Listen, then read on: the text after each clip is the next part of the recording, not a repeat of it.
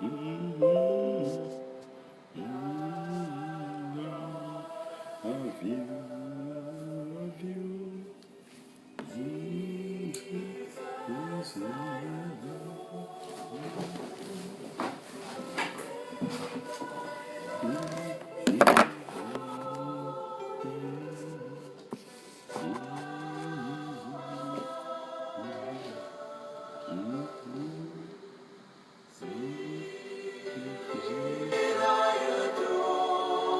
le Seigneur vous bénisse, que sa grâce repose sur vous, que sa paix soit avec vous ce matin.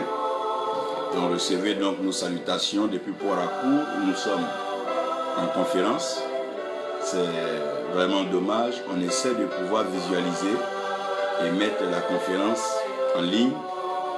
Il y a un sérieux problème de réseau dans le lieu où l'église est située. On essaie d'avoir quelques petites portions et d'ailleurs très entrecoupées.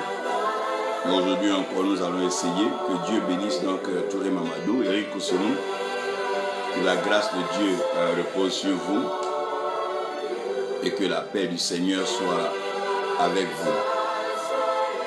Nous avons là, Père, je t'adore. Et c'est une adoration qui a plus ou moins bercé notre tendre enfance et nos premiers pas dans le Seigneur. Lorsque nous avons commencé donc à nous habituer à la voix de notre Dieu, à entendre sa voix et surtout proclamer sa vérité au travers des nations. Nous sommes aujourd'hui très heureux. C'est vrai que la nuit d'hier a été vraiment mouvementée, beaucoup bousculée. J'avais du mal à trouver le sommeil. Et je dis très tôt le matin, le Seigneur m'a réveillé. Et il a commencé à donc m'interpeller sur certaines choses fondamentales que je crois par la grâce de Dieu que je prendrai la peine d'exposer au travers de cet enseignement. Et le Seigneur bénira donc chacun de vous. Nous sommes dans une saison de bénédiction et nous sommes dans une saison de grâce.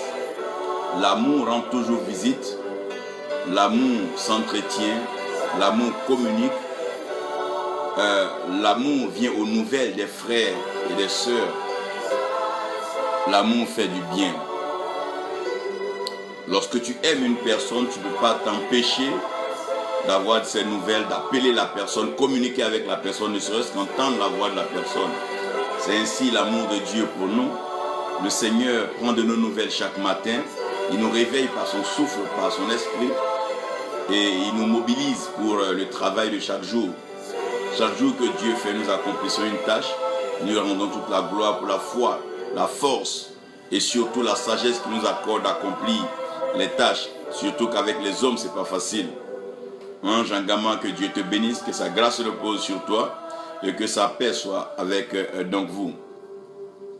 Ce matin, le message sera un peu plus prophétique qu'un enseignement habituel parce que le Seigneur me faisait comprendre que l'amour demeure la racine de toute vie et la mère de tout être vivant. Donc tout ce qui vit, vit par amour. Tout ce qui réussit, réussit également par amour. C'est ce qu'on aime qu'on fait. Et c'est ce qu'on aime faire qui nous réussit. Mais aussi remarquez que l'amour se déplace toujours comme le vent. On ne le voit pas. C'est-à-dire le mot amour, tu ne le verras pas. Tu ne vas jamais aller dans un magasin où on appelle ça amour, dans une boutique on appelle ça amour, ou dans une famille on appelle telle personne amour, ou bien tu vas aller voir sur un terrain de football, c'est l'amour. Mais il se ressent. L'amour se ressent. L'amour se vit. L'amour se traduit. L'amour se manifeste. Et de même qu'un homme veille sur sa tension pour voir un peu son état de santé, c'est pour ça que c'est très bien de faire du sport à un certain âge. il est aussi important pour l'homme de contrôler sa tension et sa glycémie. Donc si la tension n'est pas surveillée, que la glycémie n'est pas donc contrôlée et que le poids n'est pas donc corrigé avec le temps, que Dieu bénisse l'évêque Nam qui est avec nous, il est possible que le corps subisse un événement tragique sous forme d'accident et sous forme de destruction qui très souvent n'épargne pas la personne. Et donc de la même façon que nous contrôlons notre corps par rapport à la glycémie, à la tension, au poids, à la température du corps, il est important pour tout être vivant de contrôler les vents qui soufflent sur les nations. Donc les vents qui soufflent sur les nations, les vents qui soufflent dans nos vies sont indicateurs et porteurs des messages. Révérend Edmond Adjoumani, tu es béni. Donc les vents qui soufflent donc sont des porteurs de messages, et sur chaque nation, chaque peuple, chaque surface, il y a toujours des vents qui soufflent. Nous avons été habitués à des vents comme l'harmattan par exemple, qui vient avec une certaine fraîcheur et qui n'épaille les lèvres de personne. En d'autres termes, c'est comme un vent qui vient mettre au silence, réduire les bavards. Un vent qui vient donc imposer un certain rythme de vie. Donc vous allez voir que les bains ne seront pas fréquents, les vêtements donc seront plus ou moins différents, et d'aucuns vont porter même des manteaux comme l'Europe et autres, à cause de ce vent qui vient à un moment bien précis de l'année. Chaque vent est un messager. Quand Dieu veut nous parler, Dieu utilise le vent. C'est pour ça que quand quelqu'un vient vers nous, on lui demande quel bon vent t'amène. Quand on dit quel bon vent t'amène, on dit quel message tu transportes. Donc le vent est un messager, et la Bible est claire que Dieu fait des vents ses messagers. Et l'esprit est un vent qui se meut, l'esprit est un vent qui vit et qui se propage. C'est pour ça, le Seigneur Jésus pouvait dire à Nicodème que celui qui est né de l'esprit, il est comme le vent. En d'autres termes, celui qui est né de l'esprit, il est transporteur d'un message. Donc un homme spirituel est un homme qui porte un message, un homme qui véhicule et qui transporte un message. Que Dieu bénisse Nathalie Anderson, Nobo, que Dieu bénisse donc le pasteur Luc Bertrand, Reine au Crou, que Dieu vous bénisse. Donc tous ceux qui sont nés de l'esprit transportent un message. À cause de cela, vous devez comprendre qu'il y a un vent particulier qui est en train de souffler sur la création et sur les nations. Ce vent souffle et personne ne prête attention. Ce vent souffle et chacun est préoccupé. Ce vent souffle et chacun a son programme. Ce vent souffle et chacun est indifférent. Comme si de rien ne se passait, comme si de rien ne se faisait, comme si Dieu était absent de sa création, lui le créateur, et les hommes qui sont acteurs créatures vont contrôler la création à leur propre guise et faire ce qu'ils veulent, de façon paisible, tranquille, et Dieu ne va pas intervenir. Les hommes se croient maîtres de la situation et ils la gèrent comme ils veulent. Aujourd'hui, la couche d'ozone, les gens polluent l'atmosphère, les gens détruisent la création. Ils ne se gênent pas à polluer les mers, ça et là, comme s'ils étaient les créateurs. Mais Dieu a créé pour sa gloire. Dieu a créé pour son bonheur. Dieu a créé pour bénir. Et Dieu n'a pas créé pour nous seulement, mais pour nos enfants et nos petits-enfants. Nos pères et nos ancêtres en ont bénéficié. Donc ce n'est pas à notre génération, notre temps, que nous allons remettre en cause et tout gâter. Donc nous devons être sensibles au vent que le Seigneur donc, nous emmène. Pour l'heure, il m'a dit que le vent de l'Orient est en train de souffler. Le vent de l'Orient est en train de souffler. c'est clair que je ne peux pas déjà m'engager dans un tel message prophétique plein de révélations sans vous donner quelques rudiments et quelques éléments de base à partir de quoi nous pourrons foncer tout droit dans ce prophétique qui pourra être aigu, qui pourra être profond et même soutenu. Je vous laisserai donc à discussion, à débat, à méditation. Maman Annie, que Dieu te bénisse, grâce. Pour que ces textes nous servent de fondement et de base. Et nous allons parcourir alors le message, l'enseignement. Nous aurons Genèse 8, verset 1. Ésaïe 27, verset 8. Ézéchiel 37, verset 9. Dans Genèse 8, verset 1, qu'on ne va pas lire, mais vous allez lire à votre temps, c'est après le déluge, l'eau a couvert toute la terre et il n'y avait plus d'espace pour l'homme de s'épanouir, de vivre, de s'établir et de fonder famille. Il fallait donc que l'eau parte et que la terre puisse refaire surface. C'est alors que Dieu va faire souffler un vent. Et la Bible dit, l'Éternel Dieu fit souffler un vent. Et quand ce vent a soufflé, les eaux se sont affaissées, les eaux ont séché. C'est le vent qui a rabaissé les eaux et c'est le vent qui a fait sécher les eaux. Vous voyez que quand vous vous lavez souvent, même si vous n'avez pas de serviette, quand le vent souffle, vous vous mettez devant le ventilateur, vous voyez que vous séchez normalement comme si vous étiez essuyé. Ça, c'est l'œuvre et c'est le travail du vent. Ézéchiel nous en parlera au verset 9 du chapitre 37, lorsque Dieu va l'envoyer dans ce défi des ossements desséchés. Ézéchiel va contempler la gloire de Dieu en ce sens que lorsqu'il va commencer à prophétiser selon l'ordre de Dieu,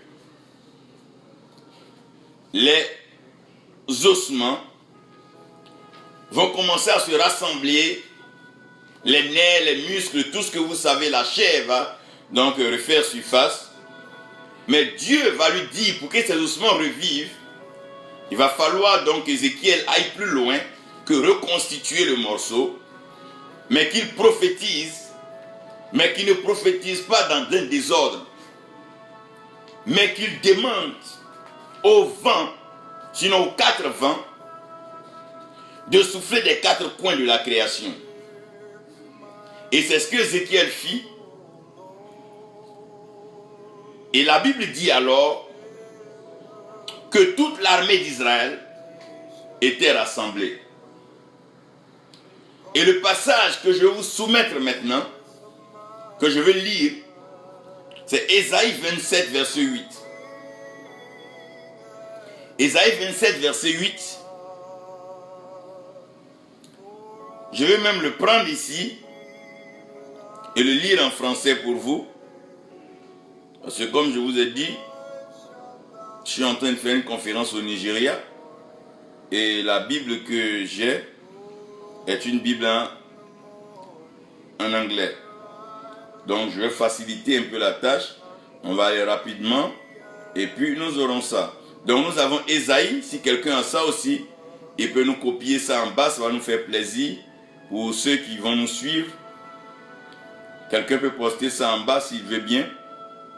Ça va nous faire plaisir lors de cette méditation et cette réflexion. Au verset 8, donc d'Ésaïe 27, nous bénissons ceux qui nous prennent en marche. Ndoua Touré, Marie-Joseph, que Dieu te bénisse, Kwame. Ésaïe, l'aigle, que Dieu te bénisse, que sa grâce repose sur vous. La Bible dit, suivez-moi bien, là, je vais vous lire cela. C'est avec mesure que tu as contesté avec elle. Lorsque tu l'as renvoyée, il l'ôtera par son vent fort au jour de son vent d'Orient. Si vous avez une autre version en part d'Abi, vous allez bien lire que autant que Dieu a voulu, Dieu a ôté, Dieu a renversé, Dieu a changé en s'appuyant sur le vent d'Orient. Donc quand Dieu veut changer l'ordre, il fait souffler le vent d'Orient.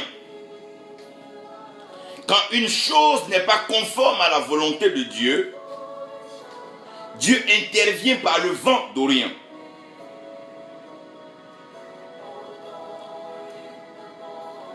Père éternel, tu es l'autorité spirituelle suprême. Tu règnes dans le ciel et sur la terre, tu accomplis tes œuvres. Viens par ta parole, fais-nous du bien, arrose-nous, instruis-nous. Donne-nous de comprendre tes voies, afin d'instruire ceux qui ne les connaissent pas. Merci Père pour ce que tu fais encore maintenant. Bénis chacun de nous, fais-nous du bien comme tu aimes bien le faire. Au nom de Jésus, Amen. J'aimerais vous ramener à un peu de géographie. Et je pense que ça va nous faire plaisir ici. Vous devez comprendre que lorsque Dieu a créé, Dieu a fait de toute la création un mystère pour ne pas que l'homme s'engage dans la création, dans l'environnement, sans être orienté. Donc, ce qui permet à l'homme de se déplacer, c'est bien sûr une orientation. Et quand on parle de l'orientation, on parle de la voix de Dieu, ou on parle du vent que Dieu apporte.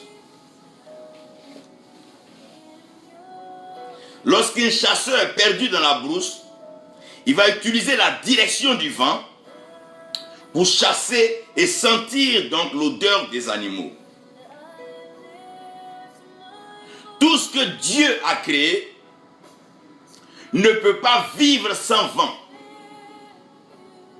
Donc tout ce qui existe bien sûr à cause du vent.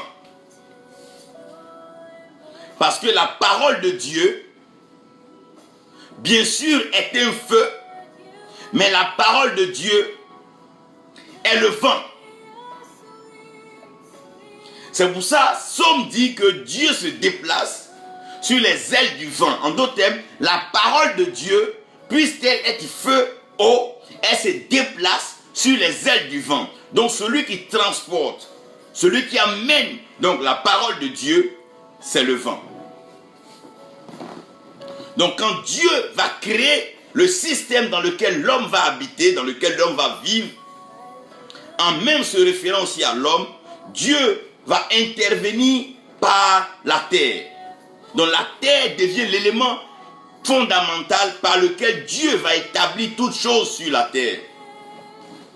Donc Dieu va créer la terre et la terre va répondre aux besoins de l'homme. C'est pour ça que quand Dieu veut créer l'homme, Dieu va prendre la poussière de la terre parce que la terre répond aux besoins de l'homme. L'or, le diamant, le pétrole, tout ce que nous cherchons se trouve dans la terre parce que la terre répond aux besoins de l'homme.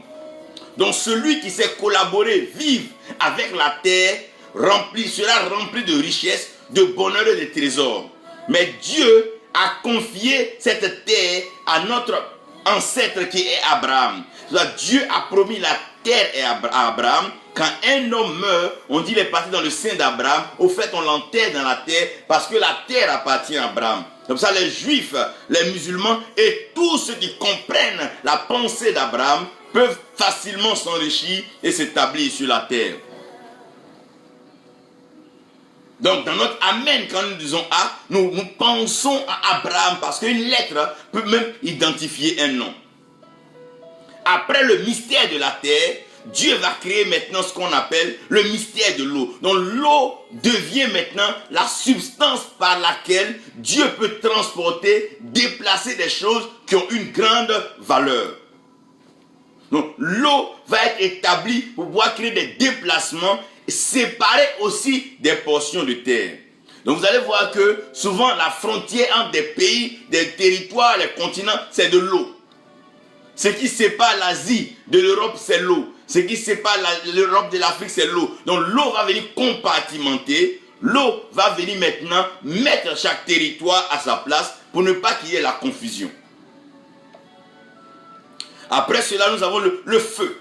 Donc dans le feu, Dieu va utiliser le feu comme étant l'élément catalyseur pour permettre des travaux qui demandent des efforts plus grands que l'homme. C'est pour ça qu'un homme doit faire un sport, il va s'échauffer. Quand l'homme va s'échauffer, l'homme va gagner en chaleur. C'est à partir de la chaleur générée en l'homme que l'homme peut alors faire certains grands travaux. Quand la voiture doit conduire, le moteur va chauffer. Donc le feu va venir comme étant un amplificateur qui va favoriser certains travaux qui demandent des lourdes charges et de lourdes puissances. On voit un peu dans le siècle des Lumières la découverte de la machine à vapeur et des moteurs. Ça va permettre maintenant aux industriels de pouvoir développer l'agriculture, plusieurs choses. Et nous arrivons au vent. Le vent est présent partout. Dans l'eau, le vent est présent. Dans la terre, le vent est présent. Bien sûr que dans le feu, le vent est présent. C'est le vent même qui active le feu. Et c'est par le vent qu'on parle de vague et qu'on parle de tempête. Quand on parle de vague sur une mer, ou bien on parle de vague sur le fleuve, c'est le vent qui fait cela. Lorsqu'il n'y a pas de vent, il n'y a pas de vague. Donc la terre qui vit, c'est la terre qui a le vent. C'est pour ça que comprendre que la terre est comment on appelle, est oxygénée. La terre est un milieu aérobique qui permet, bien sûr, à l'air de pouvoir passer. Donc le vent devient l'élément fondamental, parce que c'est le vent qui peut déplacer la poussière, le vent peut déplacer l'eau, le vent peut déplacer le feu. Le vent peut éteindre le feu, le vent peut rabaisser la mer, comme on l'a vu tout à l'heure dans Genèse. Le vent aussi peut soulever une portion de terre. Les grands vents comme les cyclones, les grands vents comme les ouragans, vous voyez, c'est les vents qui transportent des maisons, c'est les vents qui transportent des civilisations, c'est les vents qui peuvent emporter des maisons tout entières. C'est de ces vents que nous devons faire attention, car c'est à cause de ces vents que nous devons être attentifs à la voix de Dieu, car la parole de Dieu qui est annoncée est semblable à un vent qui souffle dans la création. Donc Dieu a créé tout et Dieu s'est réservé lui-même le mystère du vent. L'homme peut avoir accès au feu, l'homme peut attraper le feu, l'homme peut jouer avec le feu, l'homme peut avoir de l'eau chez lui à la maison, l'homme peut avoir sa portion de terre, mais personne ne dira que ce vent lui appartient. Tu peux faire ton feu, on va dire le feu de temps, on va dire le feu de temps. Oui, on peut dire l'eau de temps, le puits de temps, on peut dire la terre de temps, mais on ne dira pas le vent de telle personne. Parce que le vent n'appartient à personne. L'air que tu as respiré ne t'appartient pas, parce que tu dois le rendre les secondes qui suivent. Alors que l'eau que tu as bu peut rester dans ton organisme, ton système. La terre que tu as apportée peut rester dans ta main, elle est à toi. Le feu que tu as allumé chez toi est un feu qui est chez toi. Mais le vent n'appartient pas à l'homme. L'homme ne peut pas s'accaparer le vent. Celui qui essaie de retenir le vent, il meurt.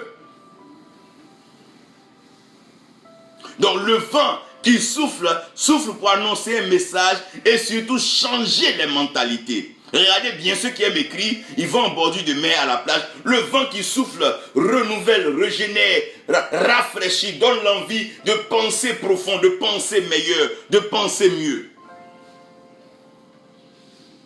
Je ne vous parlerai pas personnellement des mystères de la création aujourd'hui, à savoir la terre, l'eau, le feu, le vent. Mais permettez-moi directement d'entrer dans le mystère et la révélation des vents. Lorsque Dieu va créer l'homme et mettre en l'homme le sens de l'orientation.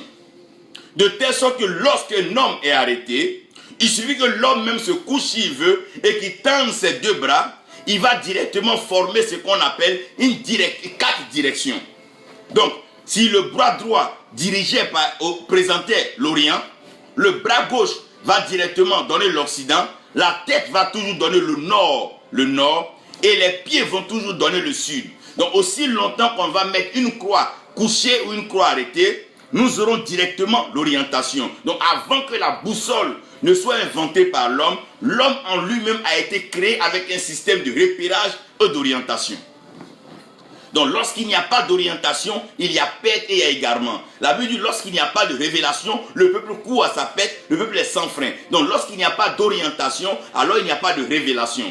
Quand il n'y a pas de révélation, le peuple se perd. Quand il n'y a pas d'orientation, le peuple se perd. En d'autres termes, la révélation, c'est l'orientation. Donc quand on parle de la révélation prophétique, c'est l'orientation prophétique. Donc celui qui veut la révélation doit chercher l'orientation de Dieu.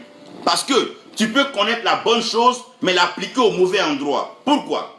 Parce que si tu n'as pas d'orientation, tu vas faire le bon travail dans un mauvais lieu. Donc plusieurs gâchent leur énergie, perdent leur vie, perdent leur temps à faire un travail dans le mauvais lieu. Et là où Dieu ne les a pas envoyés, ils prennent plaisir de s'y installer. Ce n'est pas parce qu'un lieu est confortable que forcément une bénédiction de Dieu. Non. Le confort ne garantit pas la bénédiction de Dieu. Dieu peut t'établir dans une zone de turbulence, mais te préserver parce qu'il a besoin de toi dans un tel temps, dans une telle saison, pour apporter le renouveau, le rafraîchissement et la grâce qui revient à lui. Missionnaire, il vous dit que Dieu te bénisse. Nadi-vous, Dieu vous bénisse. Clavé à Toloa, que Dieu vous bénisse. Donc maintenant, les vents vont commencer à souffler en fonction des directions. Le premier vent que je veux nommer, c'est le vent du nord. Ce vent est un vent qui est nommé dans Actes et un peu partout quand vous avez lu la Bible. C'est un vent puissant, un vent qui ne négocie pas son passage. C'est un vent qui s'impose, c'est un vent violent. C'est un vent qui n'accepte même pas de contradiction. C'est un vent qui vient et voilà, il souffle comme l'harmattan. Il ne te laisse même pas le temps de te réveiller le matin. Voilà qui te fracture les lèvres et tout et tout. Il s'impose à toi. C'est un vent violent, c'est un vent qui s'impose. C'est le vent du nord. Vous allez comprendre que dans toutes les civilisations, dans tous les peuples, dans toutes les nations, dans tous les continents, les guerres, les crises viennent toujours du nord. Parce que c'est un vent qui est comme ça. C'est un vent violent, c'est un vent qui s'impose. C'est un vent qui ne négocie pas. C'est un vent qui ne se contredit pas. C'est un vent qui s'impose. C'est ça le vent du nord. Donc vous allez voir dans tous les pays du monde, l'Amérique du Nord, allez-y regardez un peu la Corée du Nord. C'est toujours comme ça, c'est des vents ainsi. Après le vent du nord, nous avons le vent du sud ou le vent de midi, qui est un vent qui est léger, qui est doux, qui est soft. C'est un vent qui est léger, qui est doux, qui est soft. C'est un vent qui ne fait pas beaucoup de bruit. C'est un vent soft. On appelle le vent du sud ou le vent du midi. Et le vent du midi est un vent qui fait espérer, est un vent amusant, est un vent avec lequel tout le monde peut blaguer, tout le monde peut jouer, parce qu'il n'est pas violent, il n'est pas percutant. Il n'est pas autoritaire comme le vent du nord. Après le vent du sud ou le vent du midi, il y a ce qu'on appelle le vent de l'ouest ou le vent de l'occident. C'est le vent du ravitaillement. C'est le vent peuplé. C'est le vent qui apporte les biens. C'est le vent qui restaure. C'est le vent qui apporte la nourriture. C'est le vent qui apporte les vivres. C'est le vent où la bonne terre produit. C'est toujours comme ça. Vous allez voir que plus ou moins le monde entier commence à être ravitaillé par l'Occident. Les États-Unis, c'est un peu comme ça. C'est des vents, c'est ce vent. Et regardez à l'ouest de chaque pays, vous allez voir que plus on va vers l'ouest de chaque pays, les terres sont plus productives, elles sont meilleures. C'est un peu comme ça. C'est le vent de l'ouest. C'est un vent qui vient pour restaurer toujours ce que le vent de l'est va laisser comme dégâts. C'est lui qu'on appelle le vent de l'Est.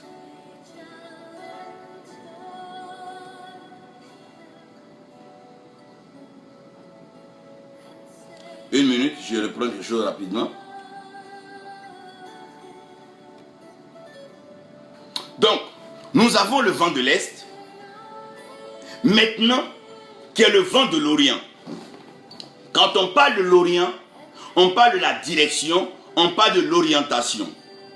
Et si vous lisez dans Genèse, la Bible dit que et Dieu plaça un jardin à l'orient d'Éden. Donc Éden est tout un lieu, mais le jardin est à l'orient d'Éden. Quand on parle de l'orient, on parle du réveil, on parle du renouveau. C'est là-bas que le soleil se lève et c'est là-bas que les astres commencent à germer. Tu vois, les mages qui sont venus voir Jésus, les mages venaient d'Orient. L'étoile signalait en Orient. Vous allez comprendre que certaines pratiques, certaines religions, quand elles doivent célébrer elles vont regarder toujours vers l'Orient. Pourquoi? Parce que Dieu se sert toujours de l'Orient pour donner la direction.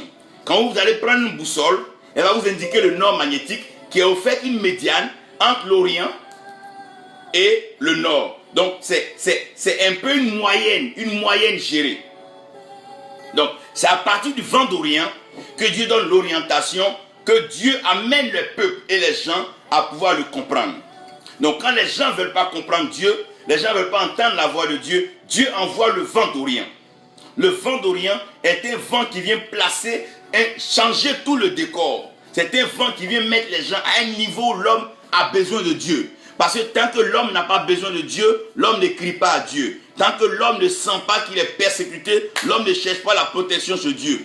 Tant que l'homme ne voit pas, par exemple, la famine, la misère, l'homme ne pense pas à la provision de Dieu. Lorsque l'homme ne se trouve pas vraiment faible seul, il ne cherche pas la force de Dieu, il ne cherche pas la production, le soutien de Dieu. Parce que l'homme a tendance à vouloir être autosuffisant.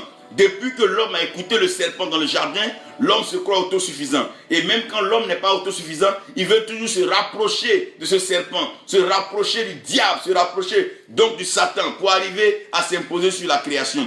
Tu ne pourras pas dominer la création sans le Créateur. C'est le Créateur qui t'a dit, tu domineras. C'est Dieu qui a donné le pouvoir de la domination à l'homme. Donc l'homme ne peut pas dominer sur la terre. Non, non, sans Dieu. Ce n'est pas possible.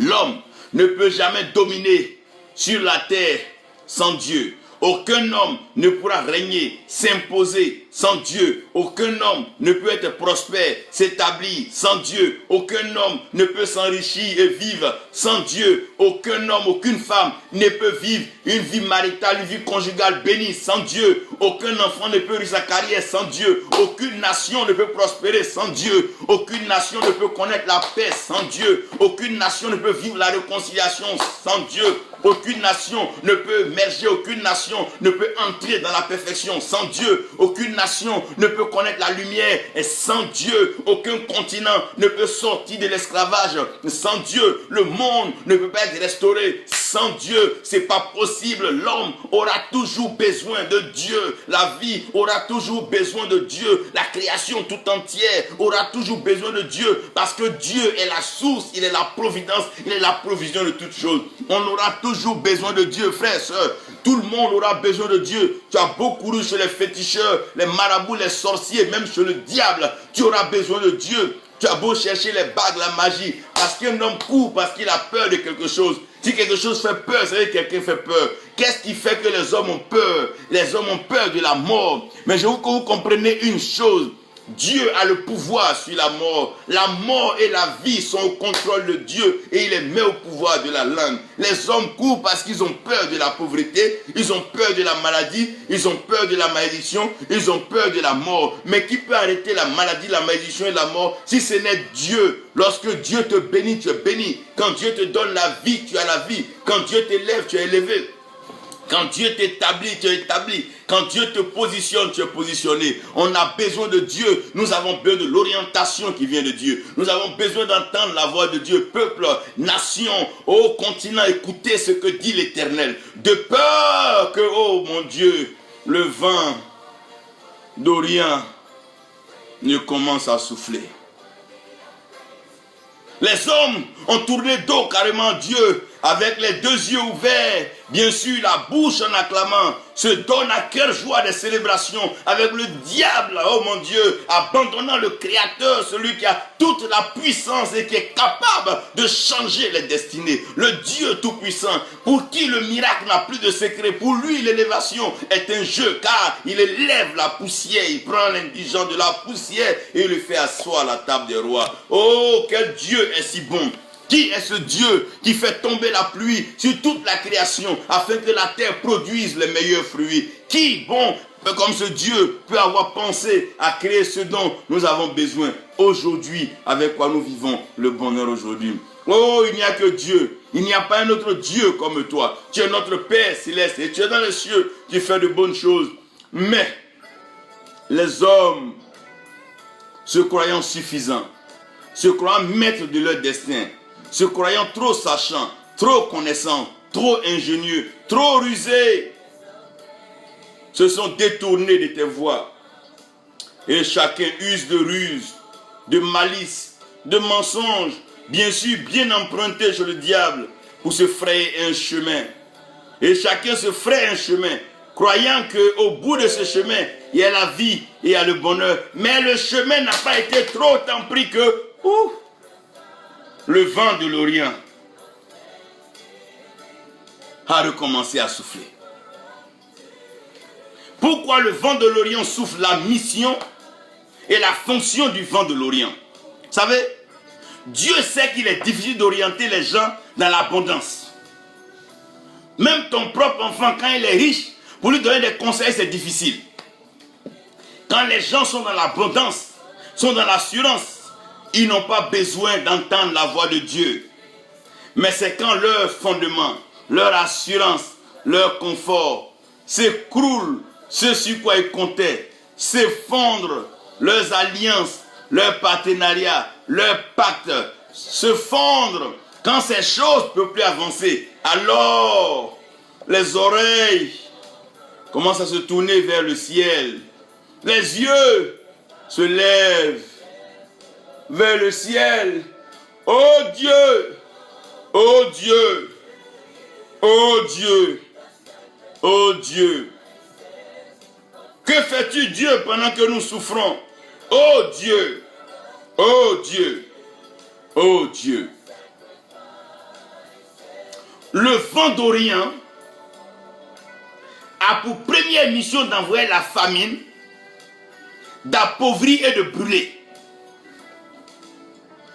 Donc quand le vent d'Orient arrive, il apporte la famine. C'est un vent qui vient, qui apporte la famine, qui balaie même le peu de pain que tu as. C'est un vent qui vient pour t'affamer. Quand ce vent arrive à t'affamer, il t'appauvrit. Quand il t'appauvrit, il commence à te brûler. Vous pouvez lire cela dans Genèse 41, verset 6. C'est un vent qui vient pour apporter la famine. Regardez, quand un homme a faim, il écoute Dieu. Quand un homme est rassasié, il n'écoute personne. Mais quand un homme a faim, il écoute Dieu. Le pauvre aime aller à l'église, mais quand il s'enrichit, il n'a plus le temps pour les heures de culte, il n'a plus le temps pour son pasteur. Donc le vent de l'Est, le vent d'Orient vient restaurer l'ordre des choses, afin que la crainte de l'Éternel s'établisse dans les cœurs des uns et des autres. Oui, le vent d'Orient, il vient pour apporter la famine. C'est ce vent-là, si vous lisez bien dans Genèse, c'est ce vent qui a soufflé sur Égypte. Et les vaches avaient maigri. Et Pharaon ne comprenait pas. Il fallait comprendre que c'était le vent d'Orient qui est en train de parler à Pharaon. Même les hommes les plus incrédules, les plus redoutables, il y a un vent qui leur parle. Lorsque la famine, la pauvreté et la chaleur, les gens sont en train de brûler, être consumés, quelque part, ça va interpeller quelqu'un. Nous serons tous interpellés à ce niveau. Toi et moi, nous serons interpellés. Frères et sœurs, nous tous, nous serons interpellés. Parce que le vent de l'Est ne fait que souffler. Ce vent vient pourquoi? Pour apporter la famine, appauvrir et brûler. La deuxième mission, c'est que le vent de l'Est envoie les sauterelles. Quand on dit sauterelles, c'est un peu des soi-disant partenaires, mais qui viennent dévorer ta récolte. Des gens qui font semblant d'être dans ton champ, mais qui dévorent les feuilles, qui détruisent les aliments. Oh, le vent de... Les champs ne produisent plus. Rien ne produit, le cacao, le café, les champs de riz, partout dans les nations du monde. La famine est annoncée. Et ce qui se prépare, c'est les sauterelles. Quand on parle des sauterelles, pensez aux épidémies, aux maladies qui viennent ronger le peu que les gens ont. Ils sont obligés de se traiter, payer des médicaments, ça et là. Ouh, le vent de l'Est est en train de souffler. Pour aujourd'hui, un peu de revenus, tu dois aller dans une clinique, hôpital, pour aller te soigner. Pourquoi? Parce que les sauterelles sont là, les locustes sont là. Les locustes sont là, les sauterelles sont là. Le vent de l'Est amène les sauterelles. Vous pouvez bien lire ça. Exode 10, verset 13. Quand Pharaon ne voulait pas comprendre, Dieu a permis que le vent de l'Est souffle et les sauterelles sont venues, commencer à dévorer les champs, dévorer la récolte, noyer la récolte. Jusqu'au point où il n'y a même plus à manger, pour confirmer, pour renforcer sa mission, pour apporter la famine. Il vient brûler la récolte, Rien ne réussit. Même simplement les mangues qu'on mangeait. Oh! vois pas, le vent de l'Est est en train de souffler. Le vent de l'Est, le vent d'Orient est en train de souffler. Et quand ce vent souffle sur les nations doivent comprendre que Dieu est en train de s'adresser à tout le monde. Pas seulement aux leaders, mais à tout le monde.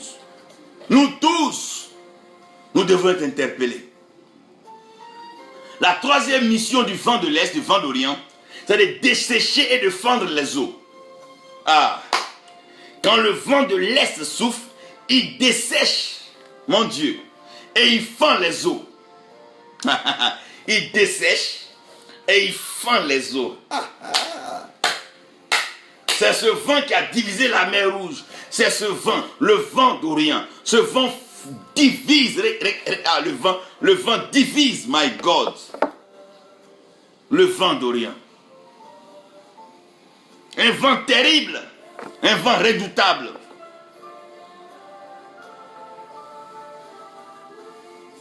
Un vent rancunier,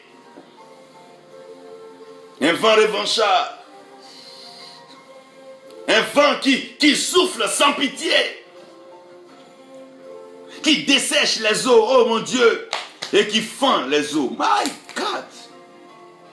Vous pouvez regarder ça dans Exode 14, 21, Osée 13, verset 15. Vous allez voir ça dans Ézéchiel 17, verset 10, Ézéchiel 19, verset 12. Quand le vent d'Orient souffle, il dessèche les eaux. Quand les eaux sont desséchées, la terre n'a plus de pouvoir à produire. Pour confirmer sa mission d'appauvrir et d'apporter la famille, dessécher les eaux. Dessécher, souffler sur les eaux pour les fendre et les dessécher.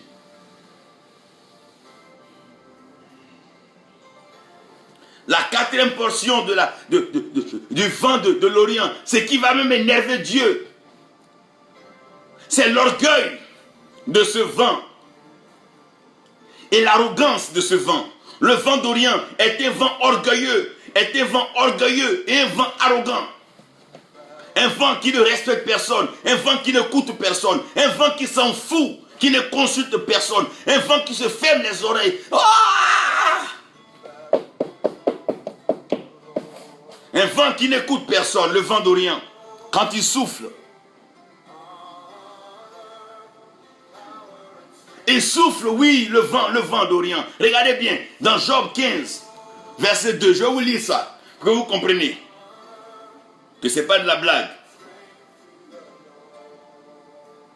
Job 15, verset 2. Comprenez bien les voix de Dieu.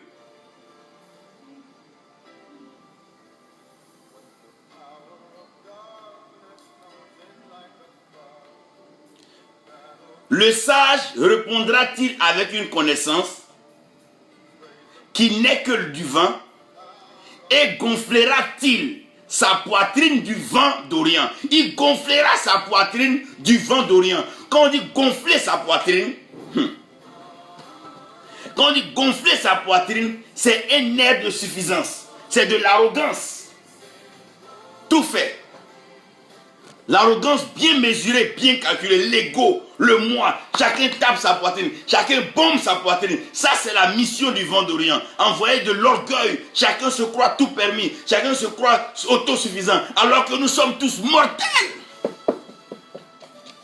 Par quoi est-ce que nous vivons? Pas par nos chariots, pas par nos moyens, mais c'est par le souffle de vie, le vent que nous respirons. Le vent de l'Orient est en train de souffler, parce que les ingrédients sont réunis pour son mouvement. La famine pointe à l'horizon, l'appauvrissement est vraiment sensible, et le feu, la chaleur brûle. Oh, il fait chaud, les sauterelles sont de retour. Ceux qui viennent ça et là, escroquer, voler par là, parlant même de broutage et tout ça, c'est les mêmes choses. Et maintenant, les eaux sont desséchées. Les eaux sont desséchées. La production électrique n'est même plus élevée. Pourquoi? Parce que les eaux sont desséchées. Les fleuves ont perdu leur débit. Oh mon Dieu! et le vent d'Orient souffle. Et les gens s'enorgueillissent. Et l'arrogance entre dans les cœurs. Chacun gonfle sa poitrine. Qui peut survivre dans une situation de guerre? Qui peut survivre dans une situation calamiteuse? Qui peut survivre dans une situation de famine, de sécheresse, de sauterelle? Qui peut survivre? Frères, humilions-nous. Allons tous à la recherche de Dieu. Personne n'est en faute. C'est un vent qui est en train de souffler. Nous n'accusons personne. Allons vers Dieu. Lui dit, Père, nous voyons le vent d'Orient souffler. Fais-nous grâce. Nous avons besoin de ta faveur. C'est toi qui nous as créé, Dieu. Nous allons vers toi, Père. C'est là que le peuple doit venir s'humilier devant son Dieu, commencer à chercher la face de son Dieu. Parce que le vent d'Orient recommence à souffler. Le vent d'Orient recommence à souffler. C'est un vent terrible. Un vent destructeur. Un vent qui réduit à néant, à zéro les nations. C'est un vent impétueux. C'est un vent qui ne tolère pas, qui ne négocie pas sur son passage. Il ferme toutes les portes et il détruit. Oh, le vent. Mon Dieu, épargne-nous, Seigneur. Ce vent. Épargne-nous ces désirs de guerre, de confrontation, ces haines dans les cœurs des hommes sur la terre. Épargne-nous cela, Seigneur, à cause de nos enfants, à cause de nous, Seigneur, nous qui croyons en toi, qui parlons de toi. Épargne-nous ce vent. Ce vent,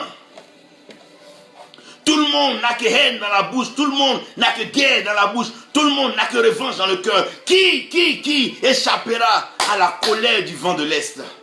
Quand le vent de l'Est est déjà engagé dans sa mission. Ah, Seigneur, soutiens-nous. Que ce vent soit compris, mon Dieu, que ce vent commence à interpeller chacun. Et nous devons passer très vite à une autre phase. L'humilité, l'humiliation. Nous prosterner devant Dieu. Rester couché, rester à genoux. Parler à Dieu. C'est un vent qui souffle. Et ce vent ne tolère ni grand, ni petit, ni pauvre, ni esclave. C'est un vent qui souffle. Ce vent n'a pas besoin de connaître tes comptes, tes trésors. C'est un vent qui a une mission d'apporter la famine. Que paieras-tu pour manger quand la terre n'a rien produit? Quand le cultivateur n'a rien amené sur le marché, qu'iras-tu chercher au marché? Non. Faisons attention. Faisons attention. Ne nous laissons pas emballer par les discours des hommes. Comprenons que nous avons tous besoin de la paix. Nos enfants veulent de vivre heureux, aller à l'école, s'instruire. Eux aussi, ils ont un devoir de devenir comme nous. Pourquoi voulons-nous arrêter les choses à notre temps? Quel égoïsme pendant que le vent d'Orient est en train de souffler. Chacun aiguise son couteau, chacun cache son âme derrière lui. Mais ce que tu as caché, tu ne sais pas si le vent peut pousser ça contre toi-même. Ah! Le vent d'Orient a amené même Pharaon à revoir sa gestion d'Égypte. C'est ce vent qu'il a réveillé dans le songe où il a vu les vaches maigres et les épis amaigris. Parce que quand le vent d'Orient souffle, il laisse une sécheresse, une famine, une peur, une désolation sur les terres. Mais nous ne laisserons pas cela. Nous ne permettrons pas cela. Nous allons prendre notre responsabilité en tant que serviteurs de Dieu, en tant que oint de Dieu. Nous ne soutiendrons aucun parti, aucun mouvement, aucune idéologie venant d'Europe, d'Occident ou d'ailleurs, mais nous allons plaider Dieu pour la cause de l'humanité. Nous allons plaider auprès de Dieu pour la cause des vivants. Nous allons plaider Dieu parce que nous sommes son image et sa ressemblance. Nous sommes ses enfants. Si demain nous sommes tous détruits, qui louerait Dieu? Qui apporterait les louanges, les adorations, les sacrifices? Qui révélera les mystères qui sont cachés en lui? Il faille que ça continue quelque part. Le vent de l'Orient souffle sur les nations. Ça souffle. Ça souffle. Ça vient toujours de là-bas de l'Est, ça souffle comme ça. Souffle comme ça. Ça souffle comme ça. Ça emporte les meilleurs, ça souffle comme ça. C'est un vent. Lorsque tu le sens souffler, retourne dans la présence de l'Éternel. C'est plus le temps de la fanfaronnade. C'est plus le temps des one-man shows. C'est plus le temps du m'as-tu vu. C'est plus le temps où on se cache pour aller voir un leader. Donne-moi l'argent, sera ceci. Non, non, non. Arrêtez. Privez-vous de ces prophéties alimentaires. Non, non. Privez-vous de ces motivations sataniques pour vous enrichir. Reconnaissons tous et reconnaissez que le vent d'Orient est en train de souffler. Trouvons un temps pour nous rencontrer au lieu de l'humiliation. Pour aller demander pardon à Dieu. Car aucun de nous n'a raison dans cette affaire. Non, non, non, non, non, non, non. Et celui qui se croit victime même, et même celui qui se croit victorieux, tout le monde a tort dans cette affaire. Asseyons-nous et demandons pardon à Dieu. Et que Dieu nous donne sa voix de sagesse. Afin que nous puissions faire ce qu'il y a lieu de faire. Parce que le vent d'Orient est un vent méchant, est un vent rancunier, est un vent difficile à contrôler. Oui, je n'ai pas eu le temps de vous lire tous ces passages dans la Bible, mais allez-y vous-même vous instruire avec ça. C'est un vent qui ne tolère pas. C'est là, quand le vent d'Orient souffle, c'est là que l'amour de Dieu grandit dans le cœur de ses enfants. Et la réconciliation se fait sans que même les gens ne s'en rendent compte. C'est le temps où les cœurs doivent parler au cœur. Qu'est-ce que tu gagnes à me détruire? Qu'est-ce que je gagne à te détruire? Nos cœurs doivent parler car nous avons besoin de vie. Nous avons tous besoin de bonheur. La terre est suffisamment grande. Les richesses sont assez dans la terre. Nous pouvons nous accorder. Parce que le vent lui souffle. On ne peut pas l'attraper. On ne sait pas d'où il vient, on ne sait pas où il s'en va. On ne sait pas où le vent de l'Est veut nous emmener, où le vent de l'Orient veut nous transporter. Faisons attention, le vent il souffle. Ah. Ah. Ah. Ah, ah, ah, ah, ah. Il faille que des leaders, des pères prennent leurs responsabilités. Oui, il est temps de convoquer le peuple de Dieu et de se retrouver dans le lieu où on peut parler à Dieu.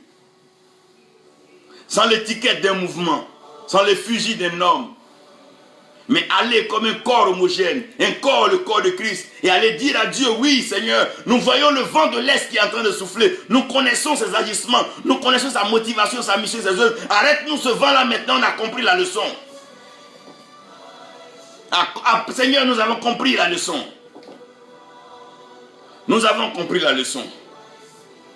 Seigneur, nous sommes en train de comprendre, on a compris. On a bien compris, oui, oui, oui, on a compris.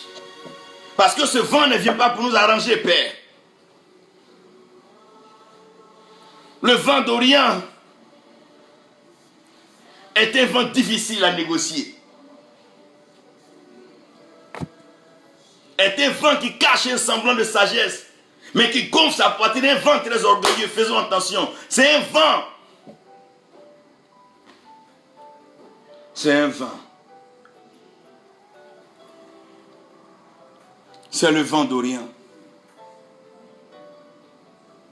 C'est ce vent qui a soufflé sur le Congo, qui a soufflé sur le Ghana, qui souffle. C'est un vent, c'est comme ça il est. Il souffle. Il provoque une famine, un appauvrissement qui ne dit pas son nom. Où les gens n'ont même pas le minimum à manger. Faisons attention, c'est un vent, c'est le vent de l'Est. C'est le vent d'Orient.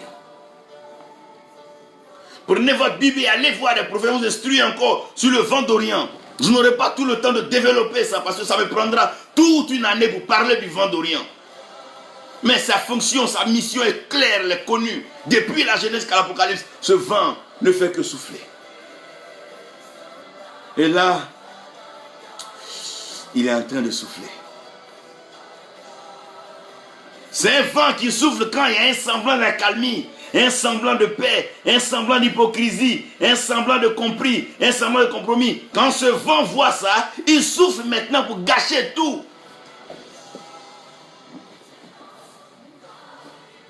C'est un vent rusé, c'est un vent destructeur, c'est un vent malin. Seigneur, pardon, épargne-nous. Épargne nos enfants. Épargne nos terres, épargne, Seigneur. Épargne nos nations. Épargne nos nations. Épargne nos nations. Nous n'avons aucun problème avec aucune religion. Nous voulons simplement vivre ton règne sur la terre, nous réjouir en toi, te sentir, nous bénir comme tu le fais toujours. Père, nous t'aimons, car c'est un vent qui souffle. Aide-nous, Seigneur. Soutiens-nous dans nos faiblesses. Parce que ce vent qui souffle là n'est pas un vent négociable.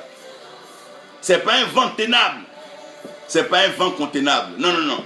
Ce vent-là sera difficile de lui résister. Mais pardon, Seigneur. Toi seul connais les choses. Toi seul sais les faire. Toi seul as le secret de ces choses. Toi seul connais les mystères de la création. Toi seul as la chose en toi. Oh mon Dieu, tu peux maintenant même arrêter ce vent parce que tu es Dieu. Oui, tu es Dieu. Parce que tu es Dieu, oui. Et tu es Dieu. Parce que tu es Dieu, tu peux l'arrêter. Oui. Nous comptons sur toi. Mes frères et moi, nous tous. Un peu partout dans le monde entier, nous prions pour la paix sur les nations. La paix sur la terre. Seigneur, la paix même dans les eaux. Afin que l'écosystème, le système, la couche d'ozone qui avait disparu revienne, Père. Donne-nous de vivre une vie meilleure. Nos enfants ne sont encore que petits. Ils veulent connaître, ils veulent entendre, rendre des témoignages de toi comme nos grands-parents l'ont rendu à nos parents, comme Abraham l'a dit à Isaac l'a dit à Jacob. Oui, Dieu, aide-nous en face de ce vent d'Orient. Nous n'avons pas cette force-là, non. Il n'y a que toi. Nous ne regardons que vers toi. Nous ne crions qu'à toi. Seigneur, ça rien ne peut. Nous ne voulons que toi. Aide-nous, Seigneur. Aide-nous. Soutiens-nous, Seigneur. Car c'est toi qui es notre Dieu. C'est toi qui es notre Dieu. C'est toi qui es notre Dieu. C'est toi qui es notre Dieu. C'est toi qui es notre Dieu. C'est toi qui es notre Dieu. C'est toi qui es notre Dieu. C'est toi qui es notre Dieu. C'est toi qui es notre Dieu. C'est toi qui es notre Dieu. On lève nos yeux vers toi. Nous t'adorons. Nous nous réjouissons en toi. Soutiens-nous afin que le vent de l'Est ne nous emporte pas. Que le vent d'Orient ne détruise pas nos cultures, ne détruise pas nos biens, ne détruise pas notre relation. Seigneur, pardonne-nous. C'est contre toi que nous avons péché. C'est devant toi que nous avons été désobéissants, désobligeants. C'est devant toi que nous avons menti. Oui, c'est devant toi que nous sommes mal comportés. Nous sommes tournés vers d'autres pratiques. Mais Seigneur, pardonne-nous. Pardonne notre terre, pardonne nos nations. Pardonne-nous tous, Seigneur. Ne tiens pas compte de notre péché, Seigneur. Pardon. Nous savons que le vent d'Orient qui souffle là n'est pas un vent amical, n'est pas un vent...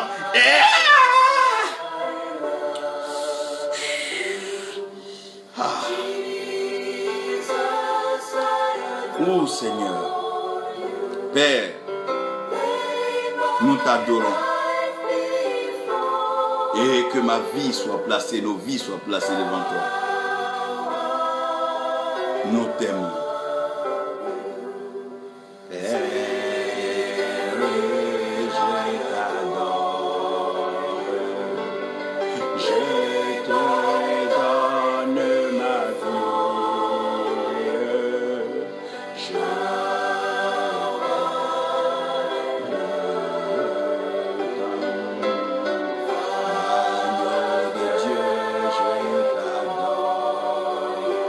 prions pour nos nations, que chacun sorte le drapeau de sa nation, que chacun prie pour sa nation, que chacun soutienne sa nation en prière. Ce vent ne souffle pas sur une seule nation, mais il souffle sur toute la terre, il souffle sur toute la création. Et le Seigneur ne fait rien sans révéler le secret à ses serviteurs. Et nous pensons que nous sommes dans la bonne saison, nous pouvons prier. Et le Seigneur va changer les choses Il y aura une transformation radicale. La vie sera meilleure. L'abondance viendra. La pluie ne manquera pas. Oh, la terre sera arrosée. Nos semences pousseront. Nos paroles tomberont dans les oreilles de nos enfants. Et la délinquance partira. Ces vices contre nature vont disparaître. Cette immoralité, cette méchanceté, cette cruauté va disparaître. Un nouveau temps va venir. Un temps comme celui en Éden, un temps beau, un temps glorieux, où nous n'avons plus besoin de défense et de protection, car nous serons tous frères, nous aurons tous le même Père, et nous aurons la terre comme étant élément en commun, nous allons la préserver, la garder. Oui, Dieu est capable de le faire, il le fera. Oui, si tu crois, dis il le fera. Adore-le de tout ton cœur, sache qu'il le fera. Dieu est bon, il est merveilleux. Il a promis que son alliance avec nous est une alliance éternelle. Et cette alliance dans le but de nous faire du bien, comme il a dit à Jérémie, nous sommes convaincus que nos nations sont bénies et restaurées au nom de Jésus. Amen.